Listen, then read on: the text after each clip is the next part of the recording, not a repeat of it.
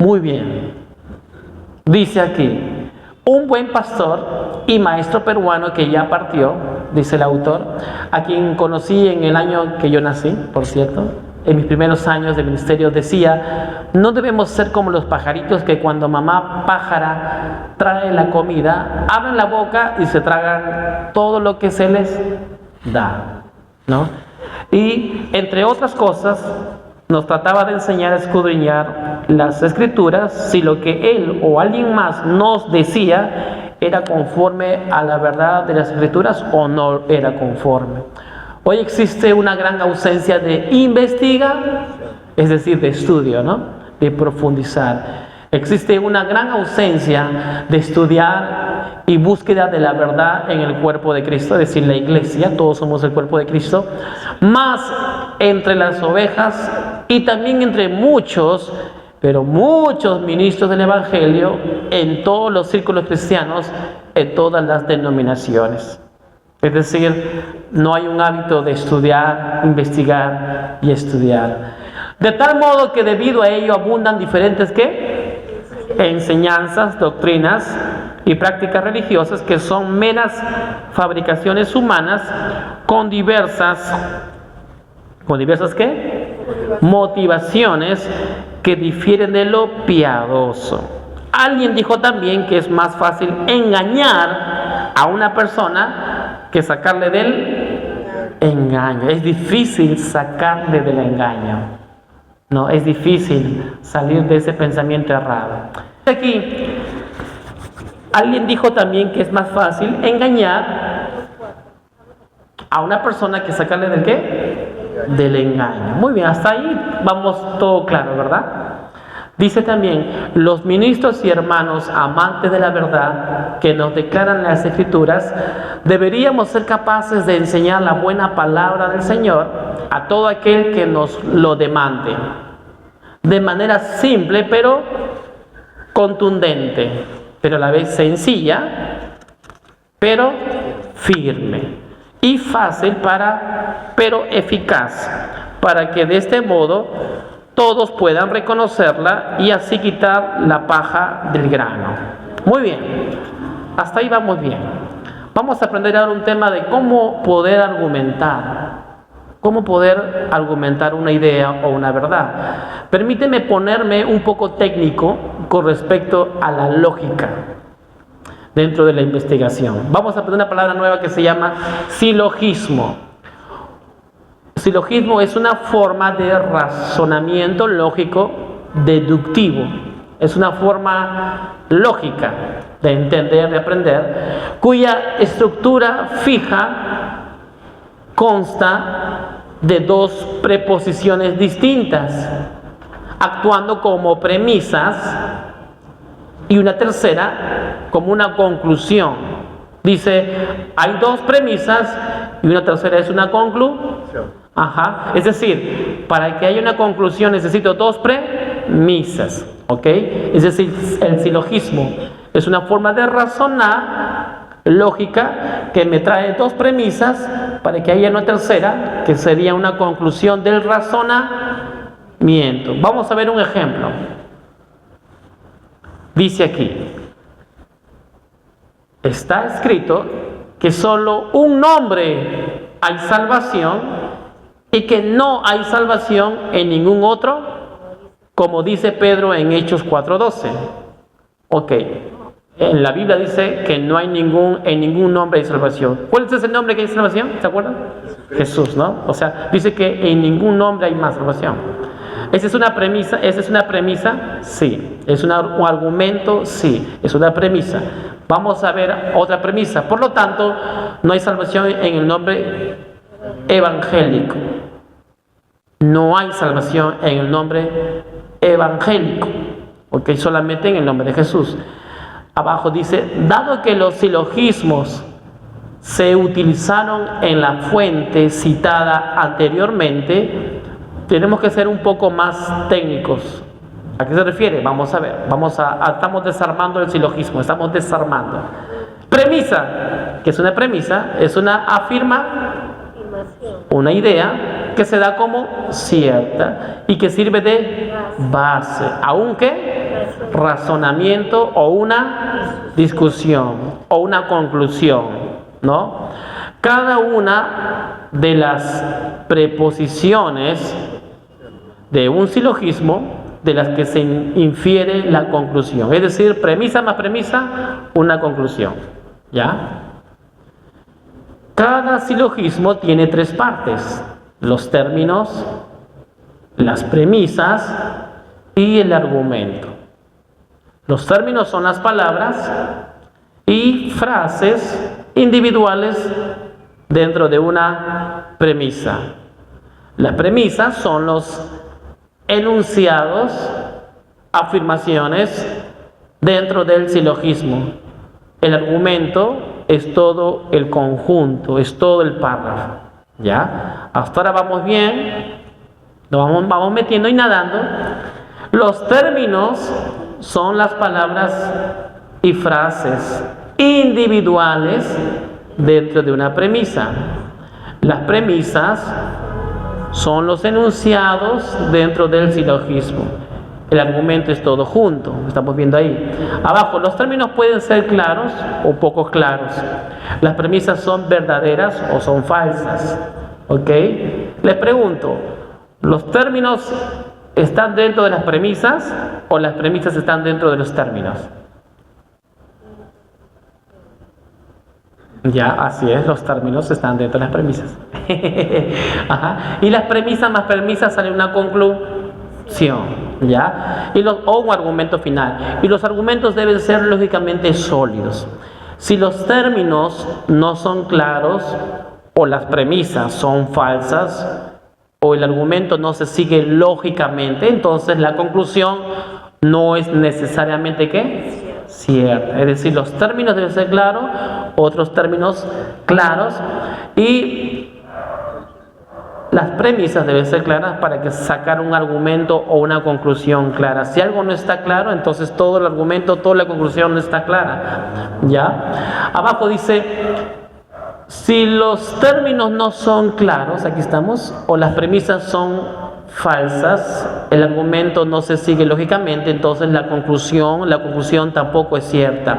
También es importante señalar que el hecho de que no se cumplan estas condiciones no significa que la conclusión sea falsa, simplemente significa que el argumento, como se dijo, no funciona, no cabe, no cuadra, ¿ya?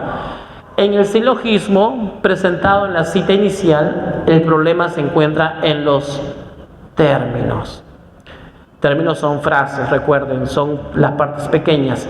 El silogismo también podría reescribir para que sea un poco más claro, haciendo que la redacción de todo el argumento, de todos los términos, sea idéntica. Pero esto no es una necesidad absoluta. Aún así, daré un ejemplo, dice, lo haré a continuación. Número 1. No hay salvación en otro nombre, ¿verdad? Es el punto 1. Punto 2. El nombre evangélico es otro nombre. ¿Sí o no? Es un nombre más, ¿no? Evangélico.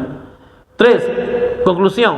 Por lo tanto, no hay salvación en el nombre ¿qué? Evangélico. La primera es una premisa. La segunda es otra premisa, otra oración. Sumamos, sacamos conclusión. La primera dice, no hay salvación en otro nombre, solamente Jesús, como ustedes saben. En el nombre evangélico es otro nombre, pero como sabemos, no hay salvación en otro nombre. Así que en conclusión, por lo tanto, no hay salvación en el nombre de ¿en qué nombre? Evangélico. Fíjense, dos premisas, una conclusión. Las dos son claras, salió bastante clara y concisa. ¿Sí? Silogismo.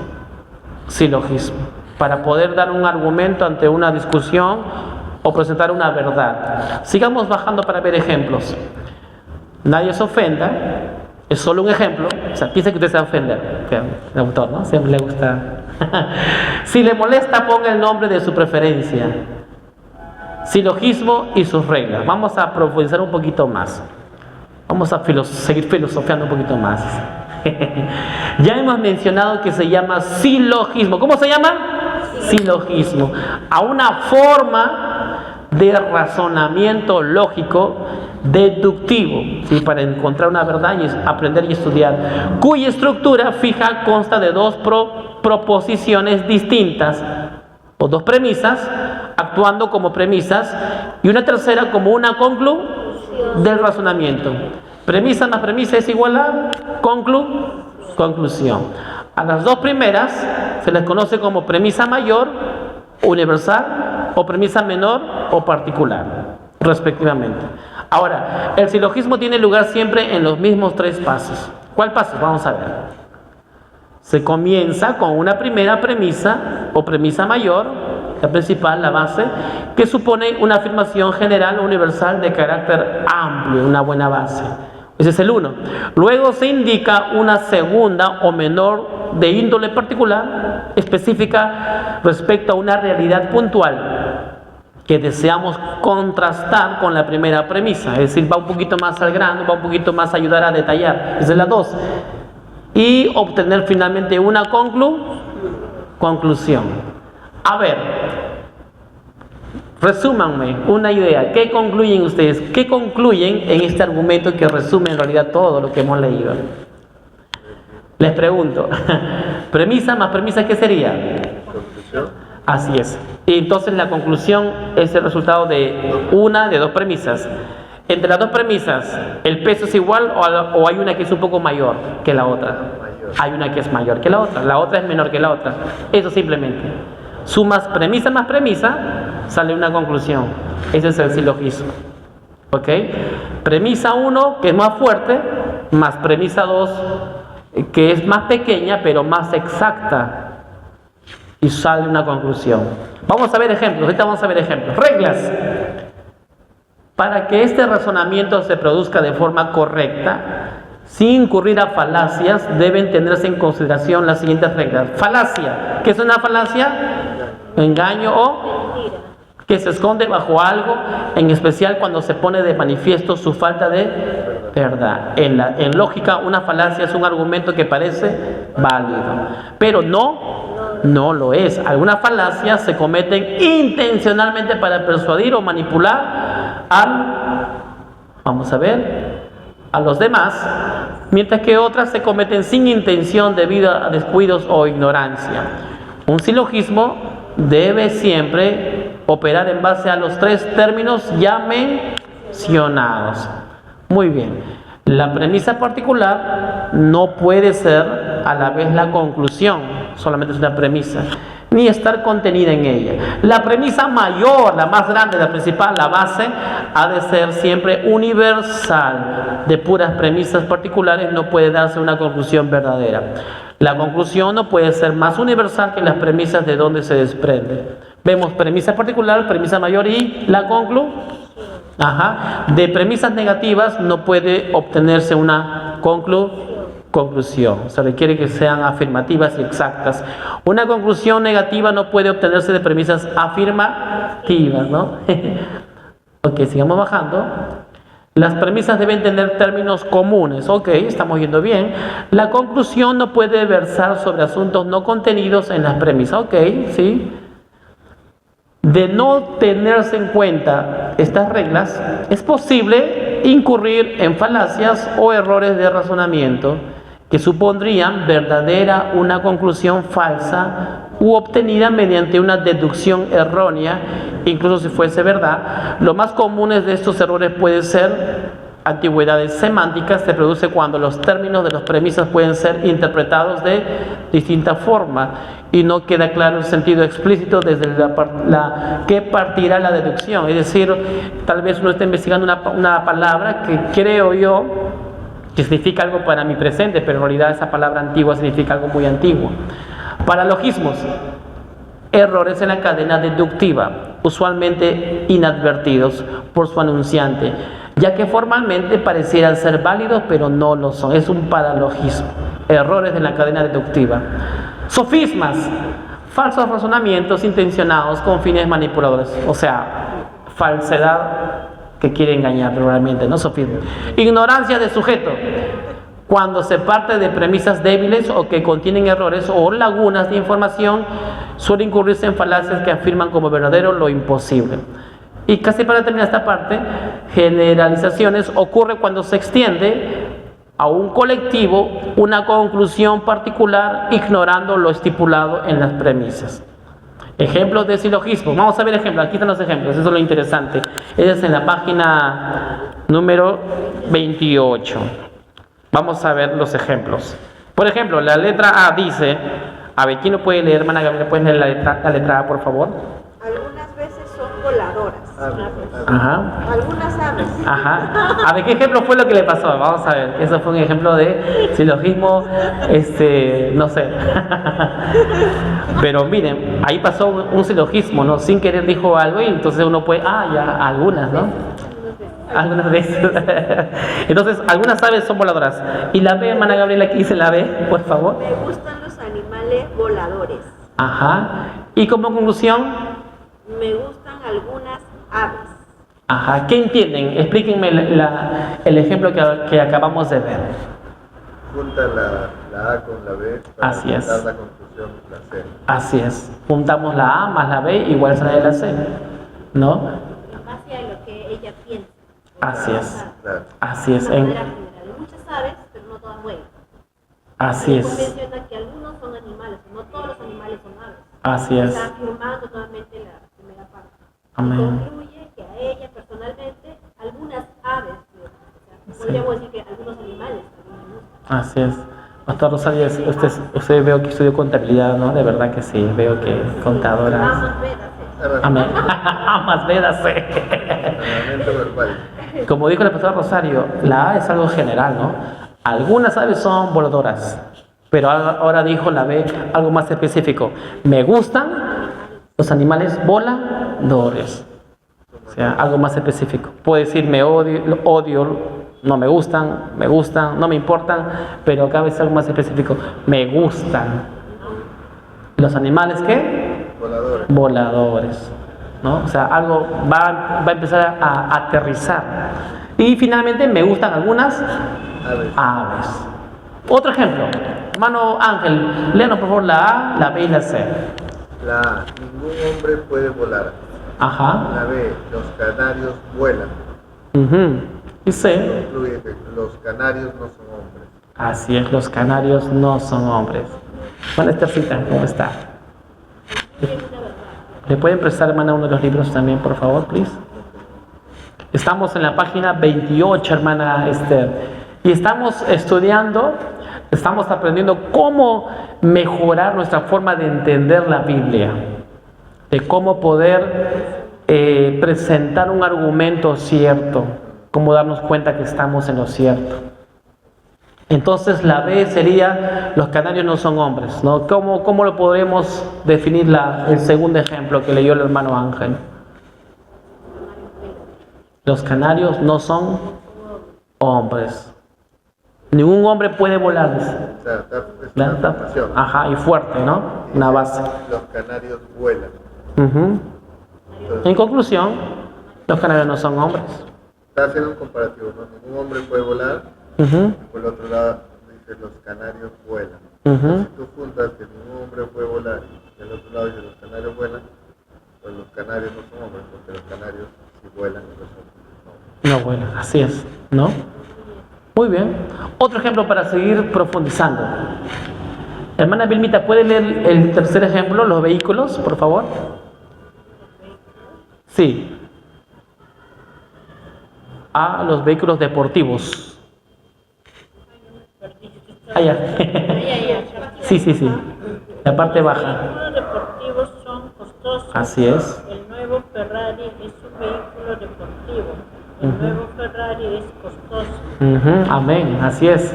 ¿Qué tal? La letra C es la conclusión, ¿sí o no?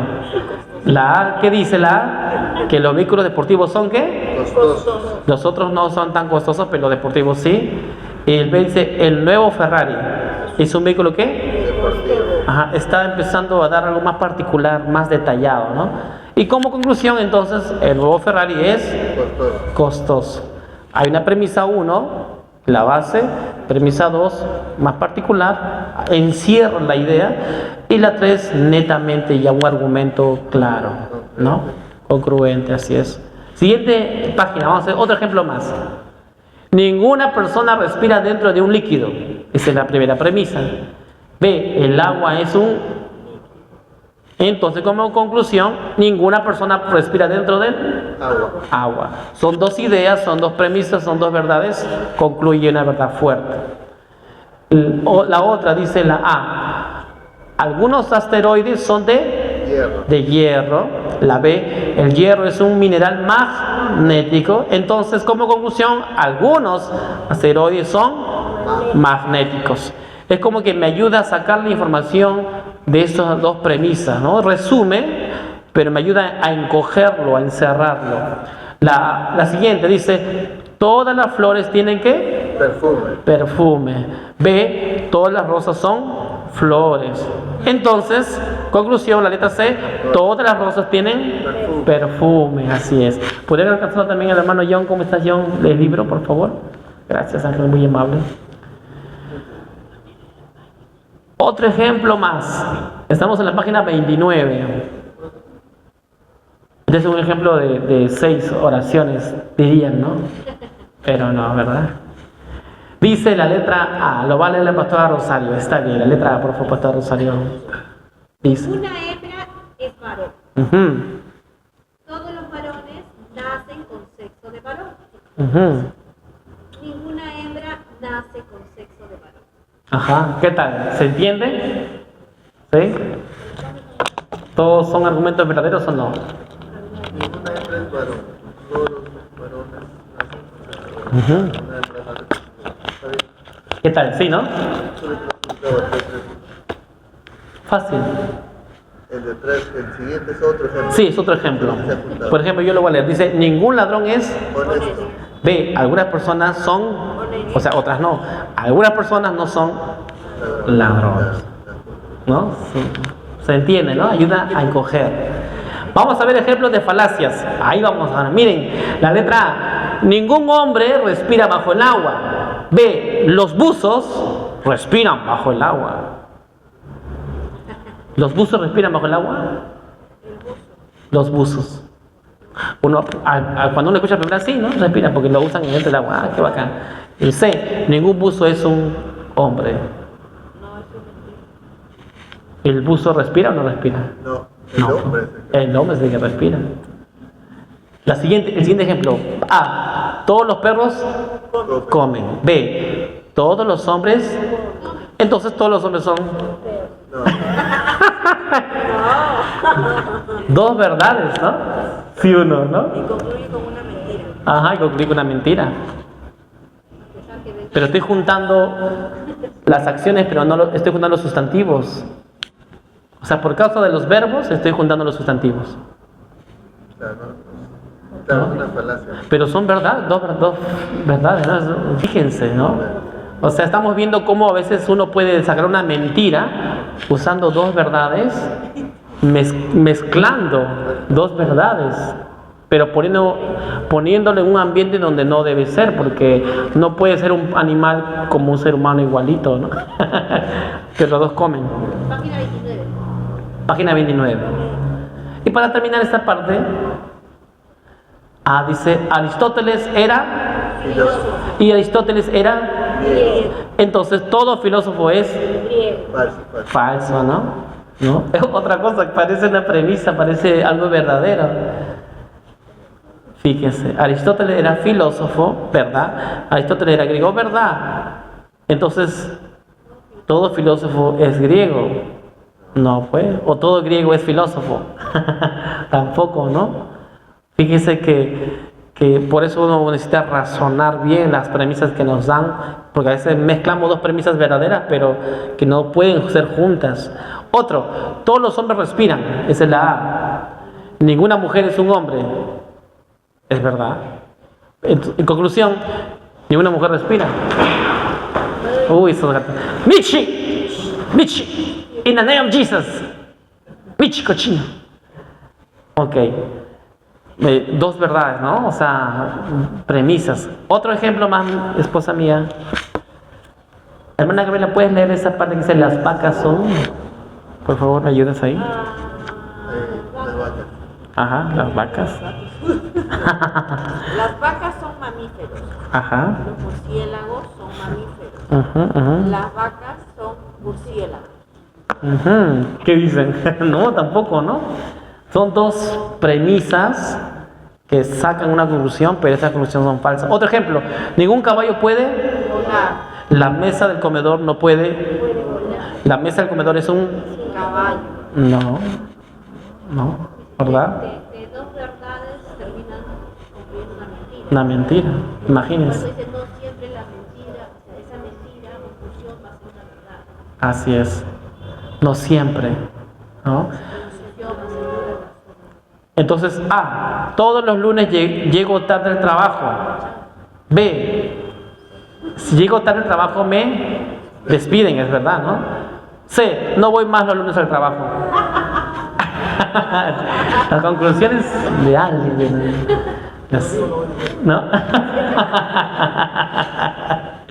Otro ejemplo.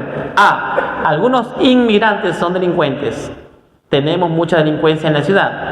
¿La delincuencia se debe a los inmigrantes? No.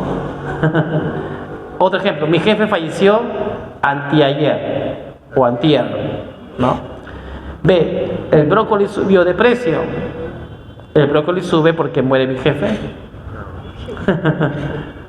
Vamos ahora a lo que es la lógica y la interpretación bíblica. Vamos a ver lo que dice la Biblia. Cuando estudiamos las Escrituras, la forma en que nos acercamos y formulamos preguntas es importante. Formulamos preguntas es importante. En la regla hermenéutica de la evidencia, una inferencia o deducción es un hecho que se deduce razonablemente de otro hecho. ¿Ok? Se trata de una consecuencia o resultado lógico. Es un proceso de razonamiento lógico. Ella deduce una conclusión a partir de un hecho o un antecedente. Consiste en deducir una propuesta o estipulación en base a otra propuesta. Es una conclusión tomada de la evidencia. Ok. En la lógica, la falacia o la mentira de las muchas preguntas, también llamada pregunta compleja, pregunta compuesta o plurio interrogationum, me imagino que en latín, ¿no? Es una falacia que se produce cuando alguien hace una pregunta que presupone algo que no ha sido probado. Es decir, dice que está preguntando algo que yo pienso que ya ha sido, pero estoy preguntando algo, o que no ha sido aceptado por todas las personas implicadas. También se puede hacer preguntas mentiras. Vamos a ver, por ejemplo, la Biblia simplemente no aborda el tema planteado por esta pregunta. Hermanos, ¿cuál es el nombre de la iglesia? ¿La iglesia de Cristo tiene un nombre? Pero mi pregunta hace que... Sí, hermano, la iglesia de Oré, la iglesia victoriosa, ¿no? Cuando hacemos la pregunta, ¿cuál es el nombre de la iglesia? Esto predispone de modo natural a buscar pasajes que parezcan darle un nombre a la iglesia, pero solo parecen darle un nombre porque eso es lo que estamos buscando por la pregunta que me han hecho. O sea, ya pusieron en mi mente, la iglesia tiene un nombre. La iglesia de los últimos días. Debe ser, pastor. Sí, debe ser. ¿Cómo hacemos la pregunta? ¿Cuál es el nombre de la iglesia? Esto predispone de modo natural a buscar pasajes que parezcan darle un nombre o que fundamenten la idea que ya me acaban de dar a mi cabeza con la pregunta. Cuando damos un paso atrás y hacemos una pregunta más fundamental como ¿tiene la iglesia un nombre? Nos damos cuenta de que la primera pregunta, la que nos comentaron, ni siquiera tiene sentido porque la iglesia no tiene un nombre. Es la iglesia en sí, ¿no? La Biblia no le da un nombre a la iglesia. Es la iglesia de Jesucristo, ¿no? En la clase de Biblia, a usted se le enseñó a leer la Biblia la primera vez que hemos sido convertidos, ya sea que se dé cuenta o no se dé cuenta, y generalmente son los desacuerdos sobre cómo leer la Biblia lo que divide las iglesias y a los creyentes. Ambas partes suelen estar convencidas de que sus interpretaciones son correctas, mientras que la otra parte se ha apartado de la verdad de alguna manera condenable o fatal. La pregunta, ¿por qué hay tanta división? puede reformularse a por qué los creyentes no pueden ponerse de acuerdo sobre cómo leer la Biblia, ¿no? Porque uno ve una cosa, otro ve otra cosa, ¿no? La respuesta en muchos casos es porque las preguntas que la gente hace cuando se acerca a la Biblia son diferentes. Si cambia la pregunta, la respuesta también cambiará. Pues, amados, cuando estudiamos escatología bíblica, el tiempo del fin, uno de los problemas más grandes son las falacias sobre las que se fundamentan las preguntas que hacemos, predisponiendo y manipulando así las respuestas que estamos buscando, de modo tal que encontramos en las Escrituras esas respuestas en pasajes donde contextualmente no se habla de ese tema, pero sacamos algo de ahí porque ya está en nuestra mente. Se hacen preguntas tales como: ¿quiénes se irán en el rapto? Por ejemplo, ¿quiénes se irán en el rapto? Un buen título para una prédica, porque uno piensa, siempre he pensado, yo también he pensado, ¿quiénes irán en el rapto? Pregunta que ya inyecta la idea de que habrá uno sin haberlo demostrado, un rapto, ya que un rapto lleva la idea de ser llevado por alguien a un lugar.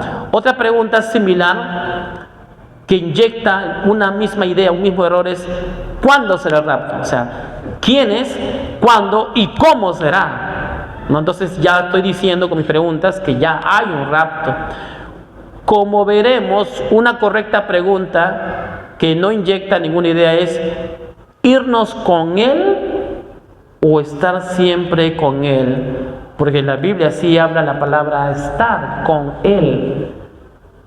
Cuando uno lee esa palabra, esa frase. Por ejemplo, miren, en Primera de Tesa 4:17 dice: luego nosotros, los que vivimos, los que hayamos quedado, Pablo le dice a la iglesia de Tesalonicenses, en el año 40, 50, seremos arrebatados, dice, juntamente con ellos, otros creyentes, en las nubes para recibir, dice, recibir.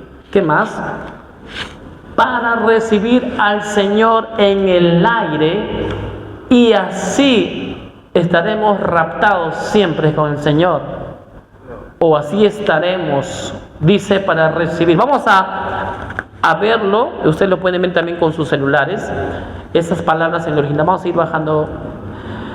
Veamos el significado según el diccionario de Thayer, o como otros diccionarios que vamos a usar también, que hay muchos, de las palabras arrebatados y recibir. ¿Qué significa arrebatar y recibir? Que aparece en este texto en el original en griego. Arrebatados, usted lo va a encontrar en los diccionarios con la letra G726, ¿no? Si usted va a Google, Internet, y pone la Biblia interlineal, que te dice las escrituras originales, usted pone la letra G726 y ahí también la Biblia interlineal te va a explicar que la definición es apoderarse, llevar por la fuerza, apoderar de, reclamar para uno mismo ansiosamente, y también arrebatar.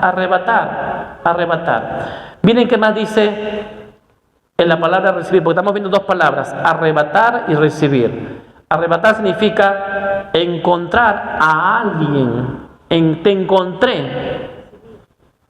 Encontrar a alguien, como también recibir.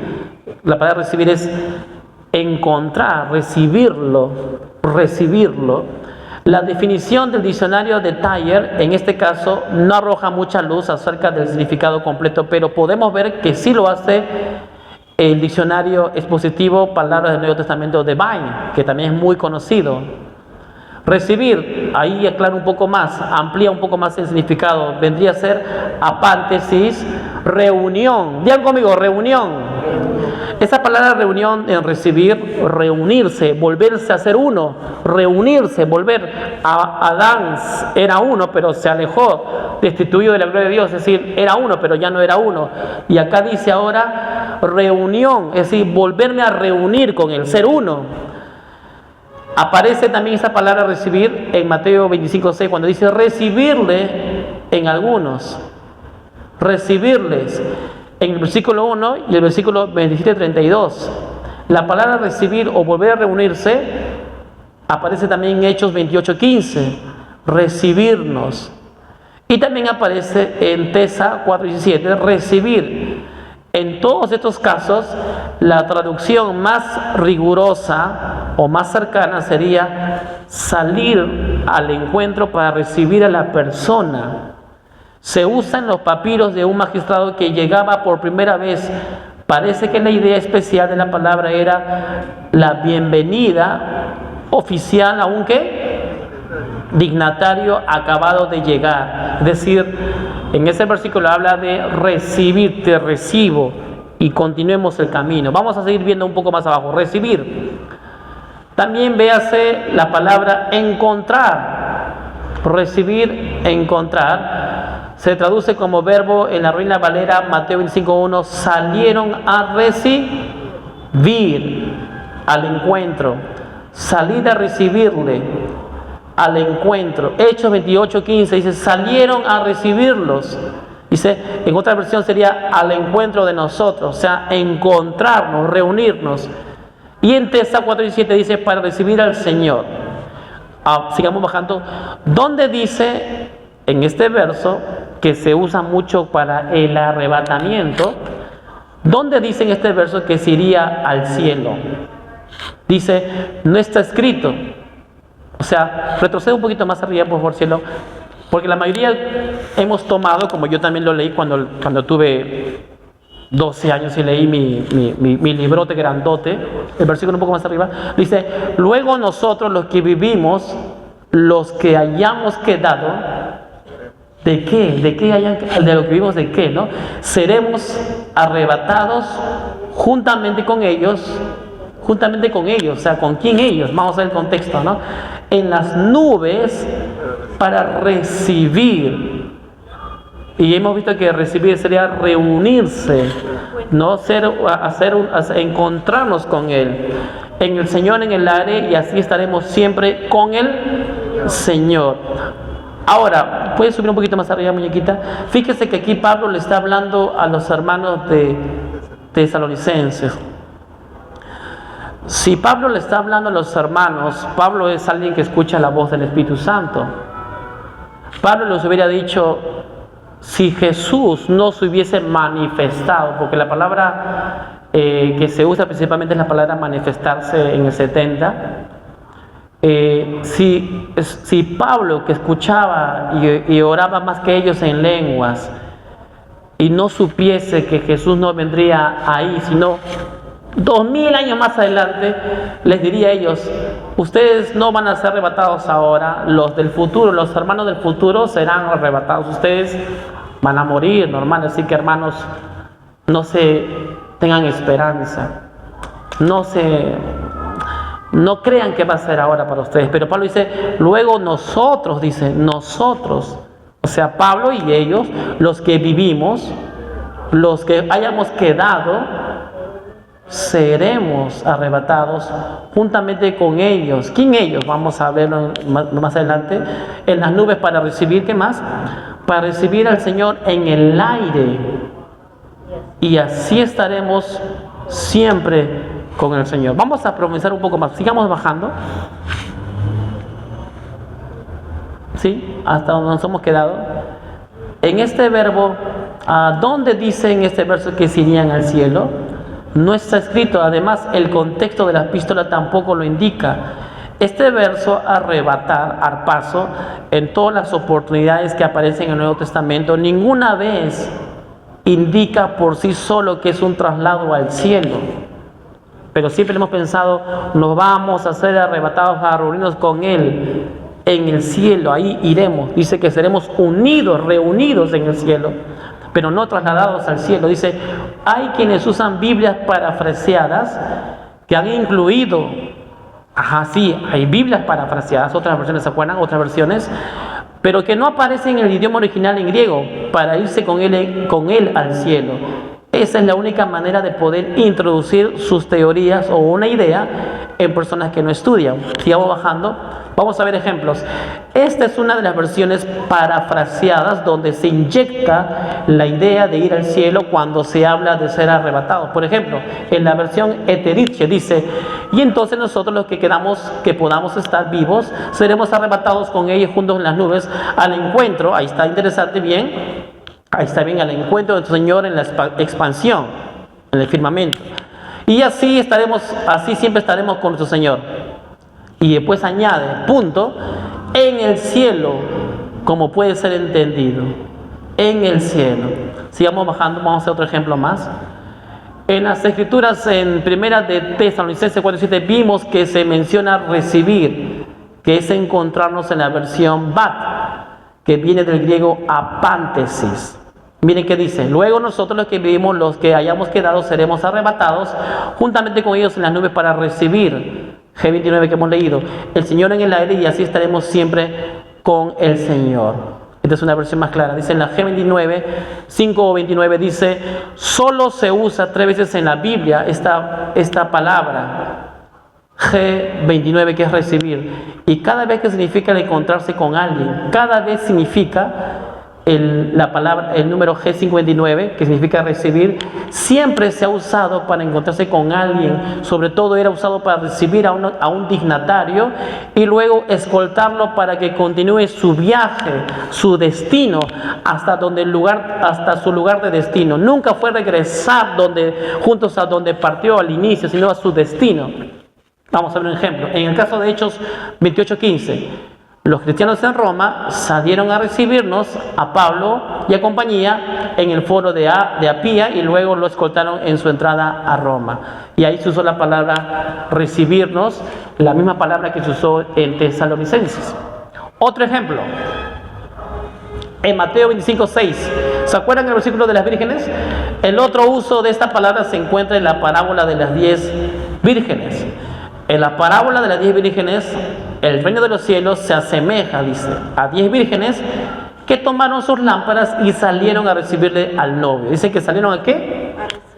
Yo les pregunto, ¿las vírgenes se fueron con el novio a su lugar de origen, donde el novio venía, o se siguieron el destino que entraran las bodas?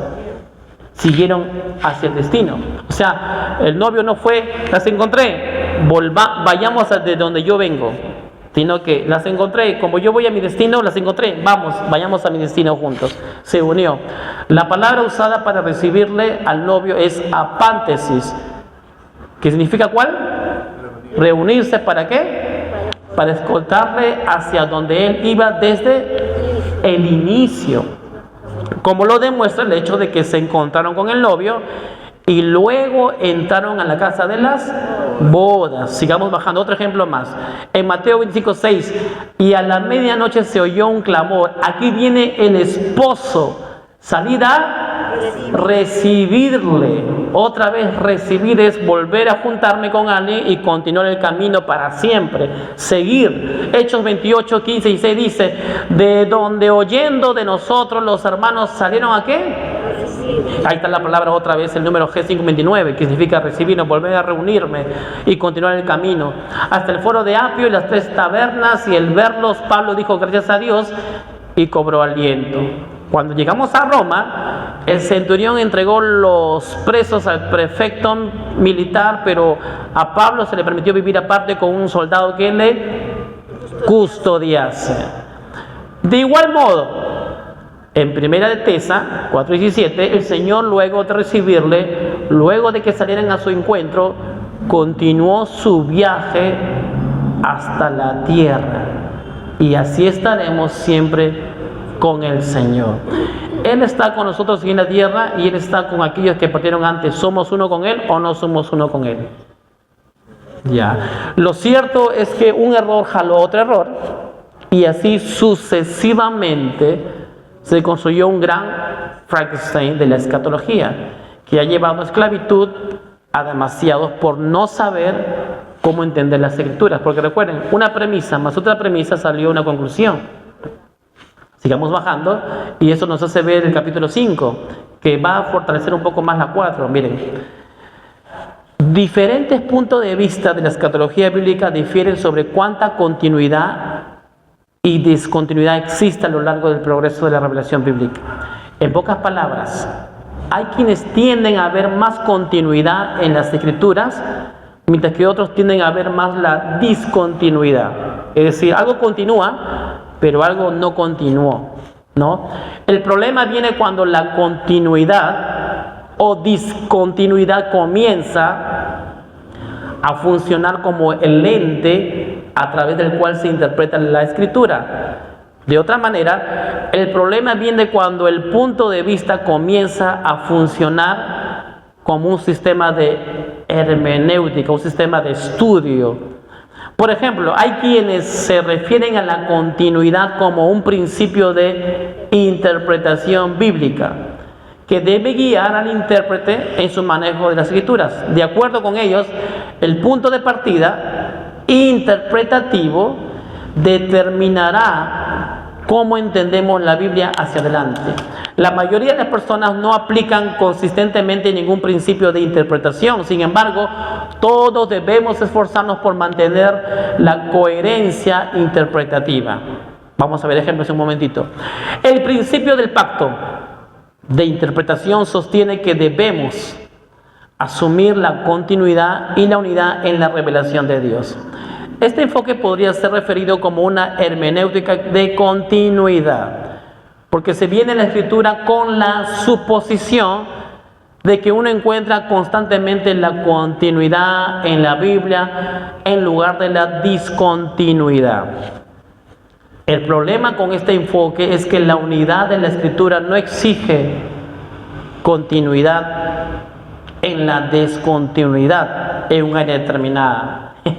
De lo contrario, la unidad de la Biblia excluirá la posibilidad. Miren esta parte que es la parte más fuerte de lo que hemos leído.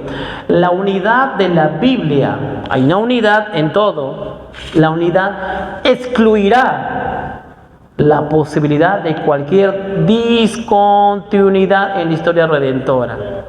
¿Ya? En lugar de usar una hermenéutica que asuma consistentemente ya sea continuidad o discontinuidad, es mejor para el intérprete dejar de lado sus suposiciones y hacer una comparación objetiva entre A y B en una área determinada para determinar cuánta continuidad o discontinuidad puede existir.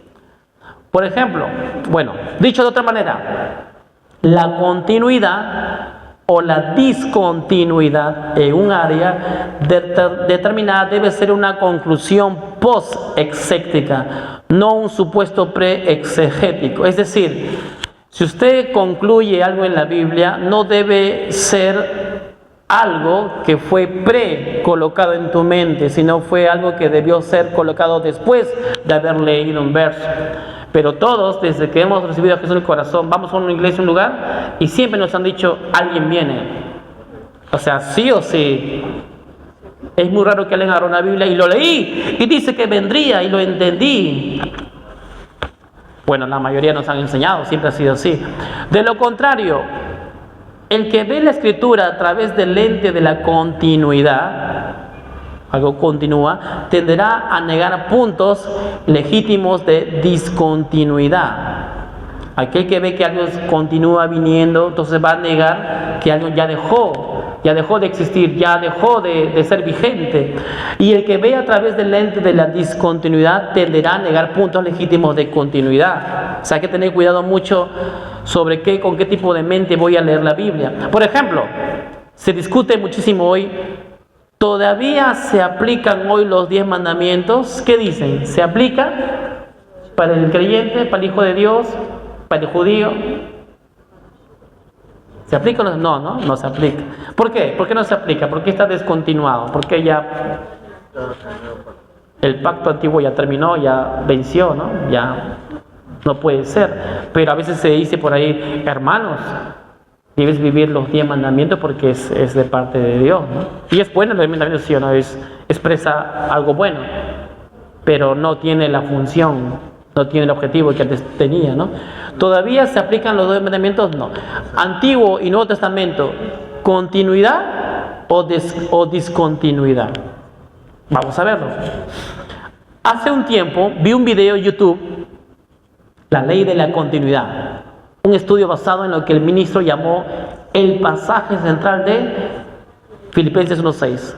Dice, estando persuadido de esto, que el que comenzó en ustedes la buena obra, la perfeccionará hasta el día de ¿quién? Si yo pienso de que Cristo todavía no viene, entonces esa obra todavía continuará en mi vida, en mi espíritu. Pero si yo ya entiendo que Jesucristo hizo su manifestación, hizo su parusía, porque la palabra que se usa en la Biblia, su venida es parusía y es manifestación en el 70. Entonces hasta el día de Jesús que se manifestó, entonces yo ya voy a saber que la buena obra ya lo terminó en cada hijo de Dios, en cada creyente. O sea, soy perfecto netamente ante los ojos de Dios y ya lo terminó. Vamos a verlo. El asunto está en que con este texto, fuera de contexto, inserta una idea futurista. O sea, en el futuro, si ya Él viene, en el futuro la buena obra en mí terminará. Sin la investigación de las referencias de tiempo que mencionan las Escrituras. Así inyecta la idea de que todo esto será terminado en un día futuro, en el retorno ¿de quién? A la tierra. Y por eso, si yo pienso esto, entonces lo que Jesús dijo, ustedes verán mi venida y muchos de ustedes no dormirán. Entonces, todo eso lo voy a entender como que algo hacia adelante. Veamos qué dice la Escritura. Miren, Colosenses 2:17 dice en la versión NBI, todo esto es una sombra de las cosas que están por venir o a punto de venir. La realidad se halla en ¿quién? En Cristo. Es decir, si Cristo no está en mí, no es una realidad para mí. 2 Timoteo 4:1 dice, te encarezco delante de Dios y del Señor Jesucristo, que juzgará. En la versión Sebaí se juzgará, en la versión West dice que está a punto para juzgar. O sea, Pablo dice a Timoteo, ya está a punto de hacerlo. En la versión YLT dice, el que está a punto de juzgar a los vivos y a los muertos, ¿en su qué? En su manifestación. En la Reina Valera dice en su venida, pero en realidad la palabra real es manifestación, parusía. Porque cuando Cristo vino en el 70, ningún ojo físico que está por aquí por allá lo ha visto, sino la gente que estuvo ahí cercana, pero la gente creyente supo que iba a manifestarse, como Pablo le dice a Timoteo, en su manifestación y en su reino. Seguimos bajando. Para el apóstol Pablo, las cosas que hoy muchos esperan. Miren, esta parte es buenísima. Para el apóstol Pablo, las cosas, promesas que hoy muchos esperan en algún futuro incierto, estaban a punto de venir. Dice, para Pablo estaban a punto de venir, pero para otros todavía no viene, algún día en el futuro. Pero para Pablo dice, estaban a punto de venir cuando escribió su carta. ¿A quiénes? A los colosenses. Y estas cosas vinieron con el Señor Jesucristo cuando regresó en su manifestación, parusía, y en su reino en el 70, así como le escribió a Timoteo de la inminencia. Digan conmigo, inminencia. Inminencia es pronto, ya, dice, en el primer siglo del juicio, de la resurrección de los muertos, en su segunda venida, en su reino. Miren lo que le dice, que se cree que Hebreos, el autor de Hebreos es Pablo, dice, porque aún un poquito, dice. En otra versión dice un poco. En otra versión, muy poco tiempo, dice, muy poquito en la West. En otra versión, poquito y muy poquito, dice, pero aún un poquito tiempo, y el que ha de venir vendrá, y no ¿qué? Tardará. Pablo le dice a los hebreos, ya está, un poquito, y no tardará. Pero para alguien, la mayoría va a pensar, pero me dijeron que vendrá, así que esto debe ser pues un tardará pues digamos filosófico, un tardará peruanizado, ¿no? Un tardará latino. ¿no? Pero el apóstol Pablo, Cristo Jesús, a quien hoy muchos esperan en algún futuro incierto, estaba en un poquito, pero muy poquito tiempo de venir cuando escribió sus cartas a los hebreos. Y así fue su regreso. O sea, ¿cómo podemos meter esos versos cuando Pablo dice, ya está aquí? Incluso cuando el apóstol Juan dice, ya está a la puerta, ya está aquí, ¿no? ¿Dónde estamos? En Hebreos 2:5 dice incluso, porque no sujetó a los ángeles el mundo venidero, en que la versión original dice a punto de ser o inminente. La palabra inminente es ya, porque no sujetó a los ángeles al mundo venidero acerca del cual estamos hablando. Seguimos bajando. Para el apóstol Pablo, el mundo venidero que hoy muchos esperan en algún futuro incierto era inminente y a punto de ser. Cuando escribió su carta a los hebreos, y así lo estableció el Señor Jesucristo en su regreso, Mateo 23:36 dice, de cierto les digo que todo esto vendrá sobre esta generación. Pero uno lo puede cambiar y decir, pero o sea, generación se refiere, hermano, pues toda la humanidad entonces, ¿no? Pero uno dice, en esta generación. Jesús hubiera sido más específico y dicho, señores, mi venida será de acá muchos miles de años, así que ustedes paciencia y tranquilo, van a morir, relájense. Pero dice, de cierto os digo que todo esto vendrá en esta generación. De cierto os digo que no pasará, dice, ¿qué? Hasta que todo esto de lo que él dijo, la instrucción, Jerusalén va a ser destruida, mi venida, no pasará. Si yo pensara que la generación es todo el tiempo de la humanidad, entonces después de nuestro exterminio va a venir otra generación entonces. Pero no es así. Lo que estamos aprendiendo es que Jesús vino en su manifestación en el año 70, y recordemos que vino para hacer juicio contra el Israel incrédulo. Recordemos que el Israel incrédulo le falló a Dios, no cumplió el pacto. El Israel incrédulo decidió matar al Hijo de Dios, y antes de matar al Hijo de Dios mataba a todos los mensajeros que Dios decía, ya viene, arrepiéntanse. Así que el Hijo, Jesucristo, antes de morir dice, voy a venir, voy a regresar a destruir. Y cuando ustedes vean que la ciudad está rodeada, ¿qué dijo? Huyan. Es decir, la destrucción que yo voy a hacer va a ser para Jerusalén, para ustedes no. Huyan. Por eso los hermanos creyentes judíos vendían sus propiedades, ¿se acuerdan? Si tú sabes que Lima va a ser destruido, ¿qué haces? Si te quieres ir, vende su terreno y das una ofrenda a los que están por ahí, lo que necesitan, pastor, y me voy a comprarme otro lugar, ¿no? Por eso vendían sus terrenos y daban a los apóstoles un porcentaje y tenían que seguir porque el Espíritu Santo les hablaba, ya viene, ya se siente guerra, vayámonos. O sea, el regreso de Jesús, su segunda venida, era para destruir a Israel, al impío Israel, al malo Israel. No era para decir, voy a estar con toda la iglesia muerto, no, era para destruirlo. Por eso la palabra Maranata significa ven pronto para juicio. Ven pronto para juicio. Eso es Maranata. De cierto os digo que todo esto vendrá sobre esta generación. Sigamos bajando, por favor, esposa mía. Para el apóstol Mateo, las palabras del Señor Jesús, esta generación que hoy muchos esperan se cumpla en algún futuro incierto, fue la generación existente cuando escribió su evangelio, y así se cumplieron las palabras del Señor.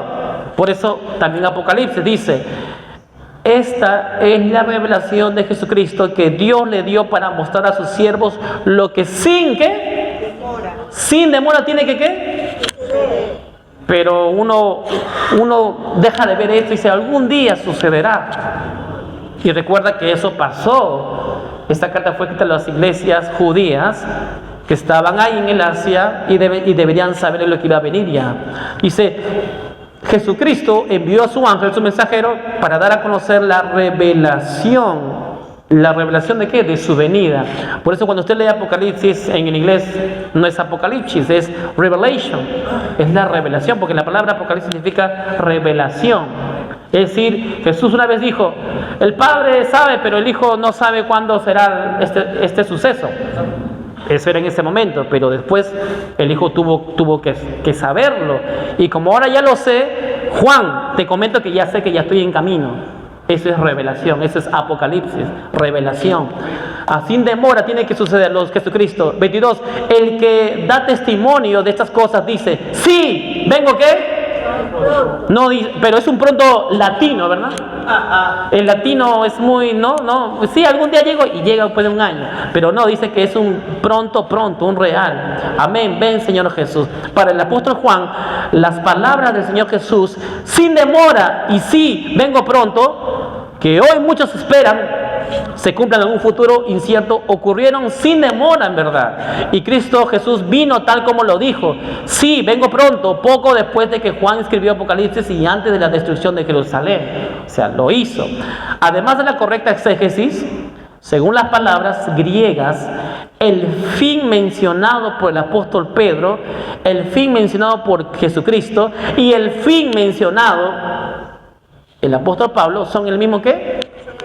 Premisa 1, premisa 2, o sea, el mismo fin. O sea, ya los tres decían, vengo, ya es un fin. Primero de Pedro dice, mas el fin, primero de Pedro, recuerden que fue también escrito antes de la destrucción de Jerusalén, mas el fin de todas las cosas se acerca. Sed pues sobrios y velad en oración, le dice Pedro a los hermanos judíos. O sea, ya se acerca. Fin es telos, ¿no? Del primario tello, fijar fuera por un puente propiamente al punto al que se apunta como límite, la conclusión de un acto o estado, terminación literalmente, figurativamente o indefinida, resultado inmedia, último o perfecto, propósito, también es específicamente impuesto o tasa, extremo, fin, finalmente impuesto, propósito. Es la palabra telo que aparece como fin. ¿Sí? ¿Qué más? Si lo puedes bajarlo, se acerca, dice, sale la palabra G1448, que significa engizo, ¿qué quiere decir? Acercar, acercarse, estar cerca, ya próximo, a punto, acercar, llegar, a punto de acercar, a punto de llegar. Esa es la palabra que Jesús decía, usaba, ¿no?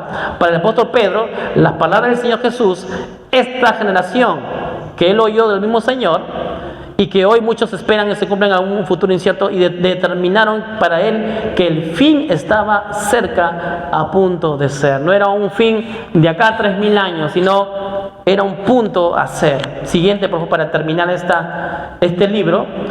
El enemigo que le sembró es el diablo, la ciega es el fin del siglo y los segadores son los ángeles. Aquí hay un ejemplo donde se usa la palabra fin, el fin del siglo. ¿Ok? Fin también, sunteleia, dice completar por entero, es ponerlo por entero. Fin, consumación. Estamos bajando. Sunteleo. El G48, 662, estos números le hemos sacado de las palabras que estamos usando. Completar enteramente, generalmente ejecutar, literalmente o figurativamente acabar, cumplir, establecer, terminar. O sea, vendría el fin, es lo que estamos aclarando.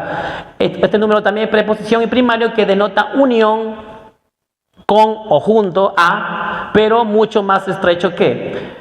Asociación, compañía, proceso, parecido, posesión, instrumentalidad, adición. ¿Ok? Otro número que hemos visto, el teleo, estamos resumiendo este número, a completar, ejecutar, concluir, descargar una deuda, pagar, satisfacer, terminar, acabar, consumar, cumplimiento, cumplir. ¿Ok? Vemos también aquí más ampliando la definición telos. Propiamente el punto de que se apunta como límite, la conclusión de un acto o estado de terminación, extremo, fin, finalmente impuesto, propósito. Vamos a ver un verso donde se explica la palabra fin, donde aparece luego el fin, dice Pablo a los Corintios, cuando entregue el reino al Dios y Padre, cuando haya suprimido todo dominio, toda autoridad y potencia. Satanás no tiene dominio de usted, hermano, ni de mí. No lo tiene. Amén. Nos cedemos a veces. Ya agárrame que estoy, ¿no? Pero no tiene dominio, no tiene ninguno. Yo le doy mi autoridad. Yo le doy con mi fe negativa. Mi temor es fe negativa, le doy poder para que pase algo en mí. ¿Ya? Dice, entregue, rendirse, cederse, confiar, transmitir, encarcelarse, encomendarse, enseñar, entregar, exponer, maduro, poner preso, fremir. Es la palabra entregar que aparece ahí. Sigamos bajando. Otro ejemplo que estamos viendo, las palabras que estamos encontrando, porque yo recibí del Señor lo que también os he les he transmitido, les he dado, que el Señor Jesús la noche que fue entregado, miren, tomó ¿qué? Pan, ¿no? Porque primeramente os he enseñado lo que asimismo recibí. Mira, enseñado, entregado, enseñado. 38:60, la misma palabra, mismo significado real, pero puesto en enseñar, entregar y enseñado. Lo que asimismo recibí, que Cristo murió por sus pecados conforme a las Escrituras. El apóstol Pablo no dejó de enseñar el Evangelio solo porque se lo transmitió. Se lo entregó a los Corintios. Del mismo modo, el Señor Jesucristo no dejó de ser rey cuando compartió su reino con el Padre. ¿Ok? Estamos viendo esa conclusión. Hemos visto dos premisas y salió esto. El apóstol Pedro estaba diciendo que la resurrección profetizada en el Antiguo Testamento, al Israel del Antiguo Testamento, estaba a punto de ser. Ante estas evidencias, las respuestas del futurismo se basan en que los apóstoles del Señor estaban ¿qué? Confundidos. Cuando Jesús hablaba algo de la destrucción, decía, no, estaban confundidos, ¿no? Pero no, los apóstoles entendían lo que Jesús decía, de que va a haber una destrucción dentro de poco.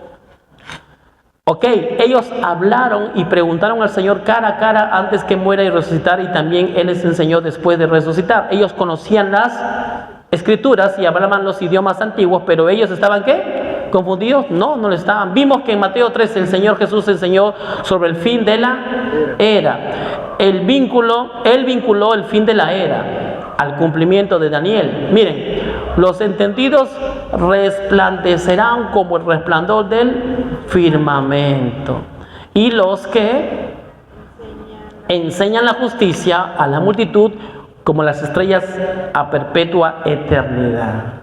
Él está diciendo algo en ese verso.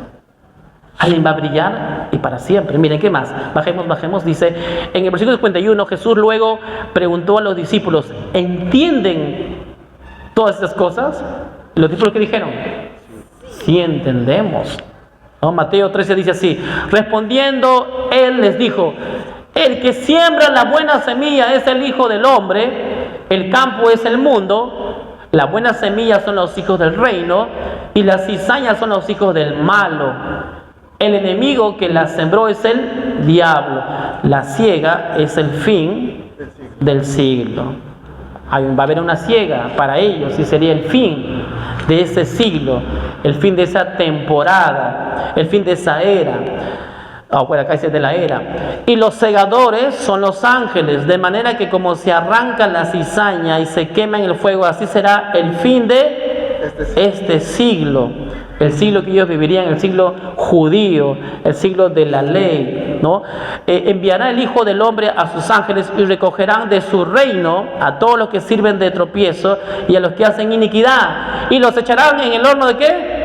De fuego. Allí será el lloro y el crujir ¿de quién? De dientes. Para los judíos malos que mataban a Jesús, a su gente. Entonces los justos resplandecerán. Dice, los justos, habló de Daniel, los justos resplandecerán como el sol en el reino de su Padre. El que tiene oídos para oír, que oiga. El que lo entienda, lo entienda. Los justos son los hijos de Dios. El creyente que esperaría a Jesús ahí, los justos resplandecerán como el sol. ¿Tenemos la gloria de Dios o no lo tenemos? Resplandecemos, somos luz ahora. Como el sol en el reino ¿de qué? ¿Estamos en el reino, sí o no? ¿Y el reino está en nosotros, sí o no? Amén, así que estamos en el reino. Dice, así será el fin del siglo. Saldrán los ángeles y apartarán a los malos de los judíos, de los justos, y los echarán en el horno de fuego. Allí será el lloro y el crujir de dientes. Jesús les dijo, ¿habéis entendido todas estas cosas? Ellos respondieron, ¿qué? Sí entendían lo que Jesús hablaba. Me parece que la confusión basada en no creer sus palabras está en aquellos que afirman que los apóstoles estaban confundidos. Y ya estamos terminando, porque esto tiene 40 y... Uy, esta es la última, imagínense. Bien valientes para poner toda la atención. Los felicito, mis amados hermanos. No he visto a nadie cerrar los ojos para recibir revelación del Señor, así que los felicito. Además, parece que el gran problema ha sido que el dispensacionalismo. ¿Qué cosa es el dispensacionalismo? Que pues dispensa, separa cosas, está separando. Esta es una etapa de la gracia, etapa de la ley, es una dispensación de tal, ¿no? Bueno, acá está, ¿no? El dispensacionalismo separa, bueno, acá está. O divorcia el Antiguo Testamento totalmente del Nuevo. Es como que una cosa es el Antiguo y otra es el Nuevo. Sí, es verdad, pero en realidad es parte del Evangelio, ¿no? Es parte, porque si no comprendo bien el Nuevo, si no sé tampoco el Antiguo, ¿no? Y para ellos el centro de la Biblia es ¿quién? Israel. Pero el centro de la Biblia es el pueblo de Israel, es la nación de Israel, o es el Señor Jesucristo. A causa de Israel vino Jesús, o es a causa de Jesucristo existió Israel, ¿verdad? Entonces, por lo tanto, Israel y la iglesia son dos identidades separadas. Para los que no entienden bien esto, cada uno con su pacto respectivo, haciendo separación de la continuidad de las promesas de Dios, las cuales Pablo dijo, todas las promesas de Dios están ¿en quién? Ajá, o sea, tuvieron su cumplimiento ¿en quién? Y son sí y amén. Todas las promesas que hemos visto en el antiguo pacto pues se cumplieron en Cristo, y el que se unió a Cristo ya tiene las promesas cumplidas. Por eso Cristo no es una promesa, no es una esperanza, es la realidad. Amén. Si no voy a pensar, Señor, por favor, sáname, porque para Cristo llevó mis enfermedades en la cruz, entonces cojo la promesa que me pertenece, Él me prometió que me sanaría. Entonces quiere decir que no me veo sano, la sanidad está externo. O la sanidad está interna, porque tengo a Cristo. Está interno, ¿verdad? O sea, yo soy la sanidad, en otras palabras. ¿Por qué? Porque ¿quién mora en mí? ¿Y quién se ha unido a mí? Yo tengo la naturaleza de ¿quién? De Cristo. O sea, su naturaleza sano, saludable, siempre estar sano está en mí. Mi trabajo es leer las Escrituras ahora con un buen entendimiento y hacerle entender a mi mente que yo soy sano en Él, yo vivo fortalecido en Él. Me duele, sí, es verdad en lo natural. Los análisis todavía dicen que tengo esta tal enfermedad, pero yo sigo renovando mi mente, sigo diciéndole a mi mente la verdad de que Cristo vive en mí y su Espíritu vivifica mi cuerpo, su Espíritu me da vida, su Espíritu está en mí, me fortalece, es una realidad en mí. Entonces mi mente lo va aceptando, lo va comprendiendo, lo va expresando y lo voy hablando. Porque a veces decimos, sí hermano, sí ves que mi diabetes se levantó, bueno, mi cáncer todavía está ahí, pero ahí está, pues nosotros juntos, los dos, honramos al Señor con todo esto, sí, ¿no? En vez de decir, mi cuerpo dice esto, pero yo soy sano, libre de esto. Libre, Señor, libre de esto. Y como sabemos que todos estamos ocupados en el día, trabajamos, los hijos, los niños, a veces nos desenfoca, ¿no? Nos desenfoca. Pero sigamos mirando a Cristo. Cristo es nuestra realidad. Amén. Cristo es nuestra realidad. Colosenses 2:7 en varias versiones, puedes ponerlo. Pero fíjese que en la versión Reina Valera dice, todo lo cual es sombra de lo que ha de venir, o sea, para ellos, pero el cuerpo de lo que habrá de venir para ellos es ¿quién? Cristo, ¿no? Y en otras versiones, justo ayer les pasé, puedes ponerle abajo, Spanish Translation, ahí está, ese de ahí. El cuerpo es Cristo, o mejor dicho, la realidad es Cristo, ¿verdad? Ayer no sé si lo habrán visto en el WhatsApp. Ajá. Por ejemplo, dice el cuerpo pertenece a Cristo, ¿no? Seguimos bajando, acá también el cuerpo de Cristo. Y acá en DHH, Dios habla hoy, dice, todo esto no es más que la sombra de lo que ha de venir para ellos, pero ya vino. Ahora, ¿qué cosa es? ¿La verdadera qué? La realidad es ¿quién? Es Cristo. ¿Es mi esperanza y gloria o es mi realidad? Que ya vivo, yo soy la gloria de Él, ¿no? La NBL dice, cosas que solo son sombra de lo que ha de venir, pero el cuerpo pertenece a ¿quién? A Cristo, o sea, es el cuerpo, ¿no? Sigamos bajando. Estas eran solo como sombras del que había de venir, es decir, Cristo. La NTV dice, pues esas reglas son solo sombras de la realidad que vendrá, para ellos vendrá, y que Cristo mismo es esa Realidad. ¿Y Cristo ya vive en usted y en mí? Sí, amén. Cristo vive en usted y en mí. Es una realidad. No es una promesa futura. Es una realidad. Ahora me toca seguir estudiando, seguir conociendo quién soy en esa realidad. En Cristo. Miren otra versión. La NBI dice, todo esto es una sombra nada más, una sombrita. Imagínense que yo me casé con la sombra de mi esposa. Amo a su sombra, la ve su sombra, y a ella no. Estoy viendo, haciendo algo loco, ¿no? Entonces hay unos creyentes que todavía viven esto con el Evangelio. Yo quiero la sombra. ¿Cuál es la sombra? La mucha oración, pues. Las obras, la ley, los mandamientos. Esa es la sombra, ¿no? Es buena, ¿no? Porque su sombra de esposa es buena, es como ella, ¿no? Es parte de ella, pero no es ella, ¿no? Entonces la realidad es Cristo. Por eso quiero orar, por eso quiero tener tiempos a solas con Él. Por eso hay noches que me amanezco conversando con Él y digo, wow, qué rica palabra, y adorando al Papito Dios. Por eso hay noches que no tengo sueño, pero pongo la adoración y estoy en mi cama, adorando al Señor en lenguas, qué precioso, quiero estar con Él. Ya son las 12:01, quiero que termine mi trabajo de una vez, quiero que termine mi trabajo, quiero que termine a almorzar con mis hijos y agarrar mi estudio, agarrar y empezar a estudiar. Wow, ¿qué es esto, Papá Dios? Qué bonita palabra. Su hermano. Así como muchos de ustedes que tienen un corazón, uno que quisiese dejar todo el trabajo, todo y estar con Papá Dios en su presencia, hablando, estudiando y aprendiendo, viendo tanta riqueza en su palabra. Es nuestra, ¿qué? Nuestra realidad. Nuestra realidad es nuestra realidad. Cristo es tu realidad. Amén. Yo los felicito por haber estudiado conmigo juntos. ¿Cómo estudiar la Biblia? Es una pizquita nada más. Amén. Es una pizquita nada más. Vienen más cursos que vamos a hacer juntos. Pero me da gusto que usted ha experimentado el hecho de agarrar un libro, ha venido del trabajo cansado, otros recién, y a veces los ojos quieren cerrarse, ¿no? Pero fíjese que esa lucha también la he tenido, la tengo y la tendré, porque a veces de noche nomás yo puedo estudiar, porque ya a veces los chicos todos los días hacen ruido, ¿no? Y cuando ya se durmieron, agarras tu libro, agarro mi libro, wow, del hermano Rodney Howard, hermano Kenneth Hagin, del hermano tal, wow, un nigeriano, un africano, qué buena palabra comparte, y agarro mi Biblia y lo chequeo, sí, es así, y otra versión en la computadora, wow, qué ricura, wow, qué riqueza. Y después tengo tarea, hay que hacer otro devocional, la número 2, el discipulado 2, el 3, hay que seguir avanzando, hay que seguir aclarándola. Y es tan rico hacerlo, ¿no?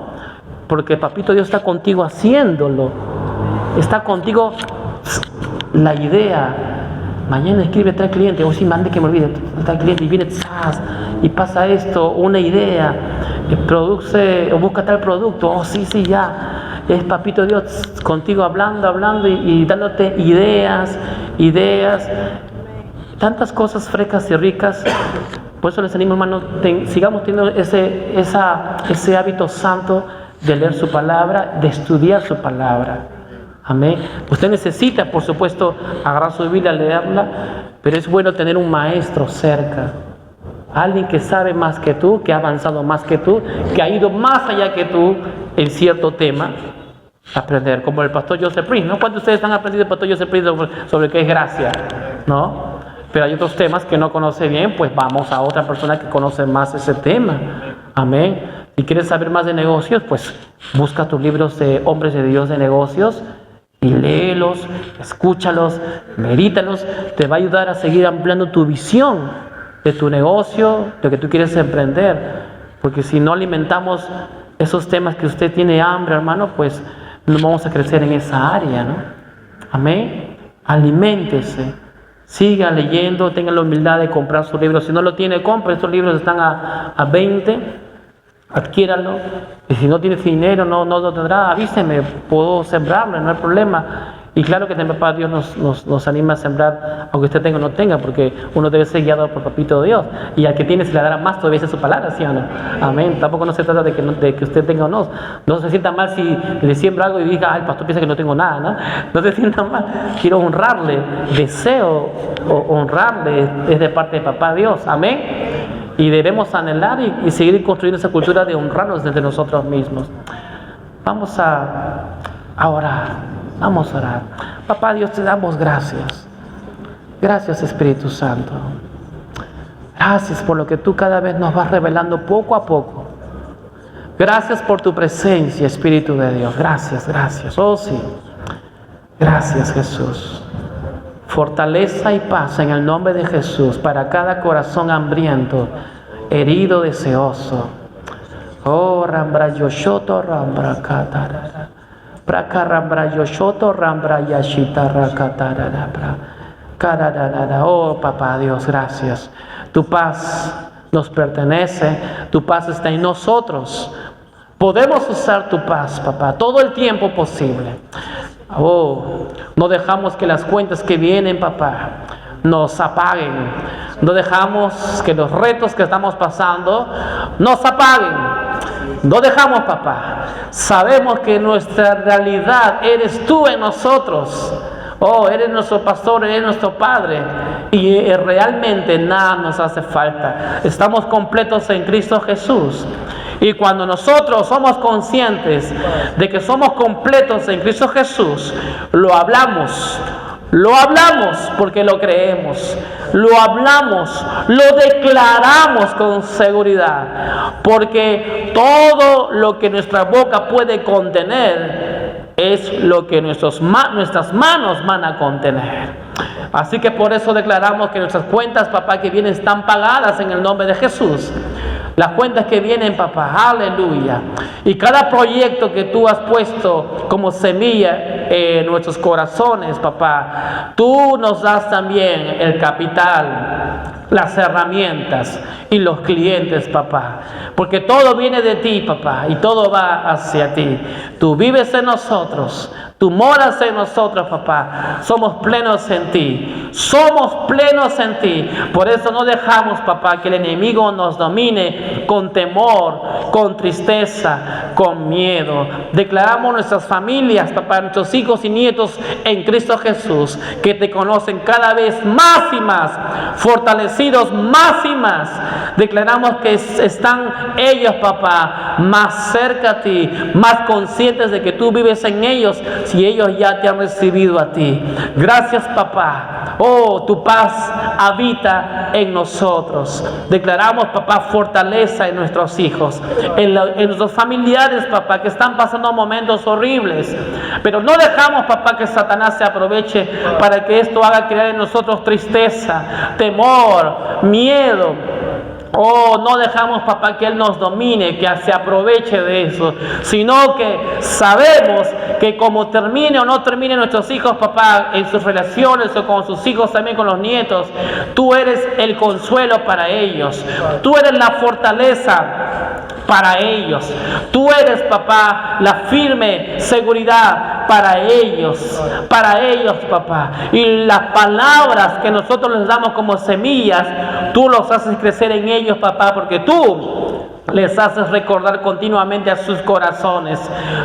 Ese es tu trabajo, papá. Nosotros no nos cargamos, no nos sobrecargamos para ver resultados al mismo tiempo, en un momento, papá. Confiamos en ti, sabiendo que tú tienes el control, sabiendo, papá, que tú estás siempre cuidando a nuestros familiares, hijos, nietos, papá. Gracias, papá. No dejamos que nada nos domine, no dejamos que nada nos controle. Solamente Cristo, el Espíritu Santo y el Padre nos domina, nos gobierna, nos guía en paz, en los términos, en los parámetros del reino de Dios, que no se basa en la comida o en la ropa, sino en la justicia, que somos hijos de Dios, somos inocentes en la justicia de Cristo en nosotros, que somos la naturaleza de Cristo en el Padre, somos justos, somos amados, somos hijos de Dios. Esa es la justicia que nos ha puesto una posición unida a Cristo Jesús.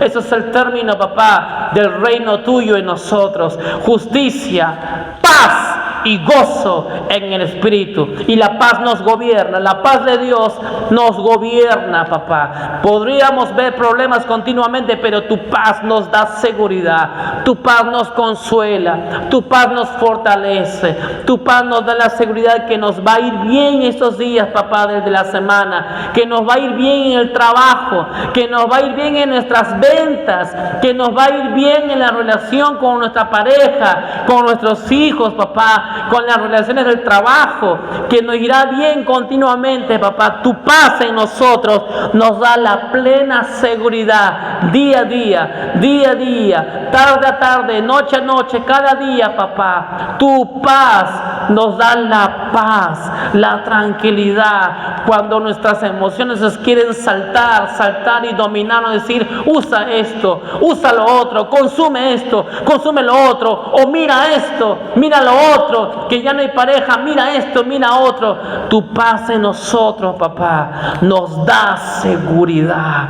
Tu paz, por eso oramos en lenguas, papá, porque tu palabra dice que tu reino se trata de la justicia y paz y gozo en el Espíritu, papá, en el Espíritu. Cuando oramos más en lenguas, papá, permitimos que tu paz sobreabunde, tu paz se active, se manifieste en nuestra alma, en nuestra mente, y así no dejamos, papá, no dejamos que Satanás se aproveche de nuestra debilidad y podamos caminar con firmeza. Aleluya. Y cuando vemos esto, papá, cuando prendemos ese fuego, el Espíritu que mora en nosotros, papá, cuando echamos mano de la vida de Dios en nosotros, el gozo que está en nosotros se prende y nos gozamos, papá, y a pesar que por fuera está horrible, el gozo del Señor es nuestra fortaleza y es el gozo del Espíritu Santo que habita en nosotros. Aleluya, aleluya, es el gozo del Señor. Oh, y eso hace que nuestra mente se alinee a nuestro espíritu. Eso hace que nuestra alma golpeada se alinee al gozo del Señor, a la paz del Señor, a la justicia del Señor, y así caminamos en pureza, caminamos en integridad, caminamos en santidad, caminamos, papá, bajo tu propósito, y así extendemos por consecuencia tu reino en nuestra casa, en nuestro cuarto, en nuestro balcón, en nuestro baño, en todo lugar, papá, donde estamos. Expresamos tu reino, tu presencia santa, papá. Oh, Rambra Yishita, Rambraya. Cada corazón fortalecido, cada alma alineada a nuestro espíritu, al Espíritu Santo. Oh, papá Dios, oh, Rambra Yashita, Rombra Yoshoto, Rokatariri. Oh, Prakarambra. Y levanta tu mano si tienes algún dolor en tu cuerpo para declarar sanidad ahora. Levanta tu mano, sí. Bien, hermana Marina. ¿Quién más necesita echar mano de la sanidad? ¿Alguien más tiene algún dolor? Amén. Sí, hermano Alberto, usted también. Muy bien. Amén. Muy bien, aleluya. Pongan su mano donde les duela, en el nombre de Jesús. Pongan su mano donde les duela. Vamos a declarar sanidad en el nombre de Jesús. Declaramos restauración en esa parte del cuerpo, en los ojos, oh sí, en las piernas, en el hueso, oh, las rodillas, en toda esa parte del órgano. En el nombre de Jesús, la sanidad se manifiesta, porque la sanidad habita en ese Espíritu Santo y justo por la obra de Cristo en la cruz del Calvario, y que confirmó en su manifestación. Aleluya, gracias. La sanidad se manifiesta en el nombre de Jesús, y echamos fuera todo dolor, toda infección, toda cosa que está causando una incomodidad, un desorden, un dolor, en el nombre de Jesús, porque la vida de Dios habita en el cuerpo de estos hijos de Dios. El Espíritu vivifica sus cuerpos mortales ahora, en el nombre de Jesús, en el nombre de Jesús. Aleluya. Todo cuerpo sano restaurado, porque Cristo está viviendo ahí. Cristo es la realidad. Cristo es el presente continuo. Aleluya. Cristo habita ahí.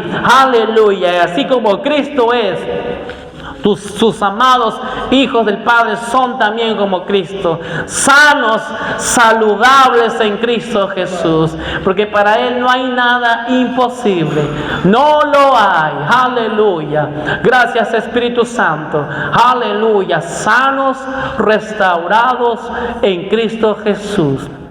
Aleluya. Gracias, Jesús. Gracias, Jesús. Aleluya. La paz de Dios está en nosotros. Aleluya. Gloria a Dios. Amén. Aleluya.